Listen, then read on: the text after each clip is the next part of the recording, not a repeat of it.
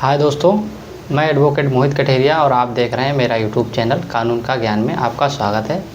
आज एक बात करने वाले हैं इलाहाबाद के जजमेंट की, हाल ही में जो हुआ है 23 मई को, जिसमें एक मामला है कि बाल विवाह निषेध अधिनियम 2006 की धारा 10/11 के संबंध में इलाहाबाद हाई कोर्ट ने एक सर्कुलर जारी करते हुए यह फटकार लगाई है कि राज्य की जो पुलिस है वो इसका उपयोग क्यों नहीं कर रही है।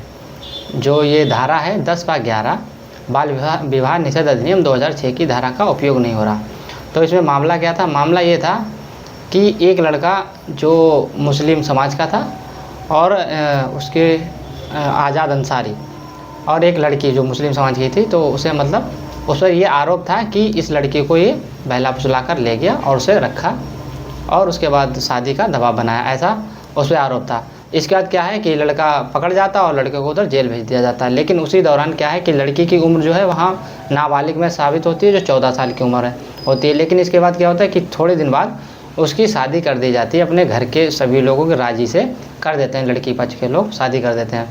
तो इसी चीज़ में ये बात हाई कोर्ट ने फटकार लगाते हुए कहा व एसएसपी को भी इसमें सर्कुलर जारी करने के लिए कहा कि ये इन मामलों में पॉक्सो एक्ट में तो मुकदमा उस पर दर्ज हो ही जाता है, लेकिन जो शादी करते हैं या फिर जो कराते हैं तो इसमें धारा 11 व धारा 10 का दोनों का यूज होना चाहिए और ऐसे व्यक्तियों को जेल भेजना चाहिए जो नाबालिग लड़कियों की कम या लड़के या लड़कियों की नाबालिग स्थिति में कम उम्र में उनकी शादी करा देते हैं।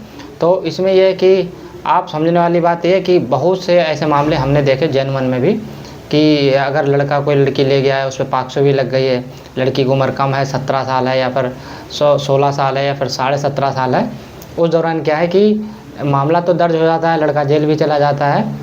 इधर लड़की के पक्ष के लोग क्या करते हैं कि आनंद फानन में ही लड़की की शादी भी कर देते हैं।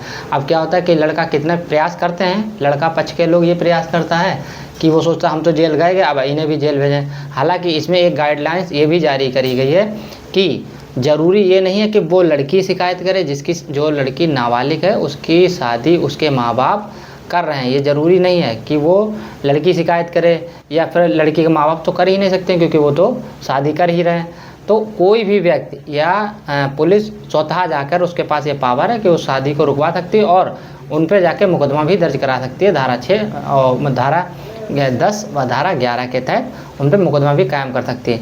या फिर कोई अन्य व्यक्ति जो उस लड़की से रिलेटेड ना भी हो, जैसे उसका रिलेशन से ना हो या पड़ोसी ना हो, रिश्तेदार ना हो, उससे कोई फ़र्क नहीं पड़ता। कोई अन्य व्यक्ति जो बस सिर्फ सूचना देगा, सूचना के आधार पर पुलिस को मुकदमा कायम करने की ज़रूरत है, ऐसा इस मामले में कहा गया है। तो ये हमारा एक उद्देश्य था कि आप लोगों तक ये चर्चा ज़रूर पहुँचाई जाए। बाकी ये चर्चा आपको कैसी लगी कमेंट करके हमें ज़रूर बताएँ। Thank you. जय हिंद, जय भारत।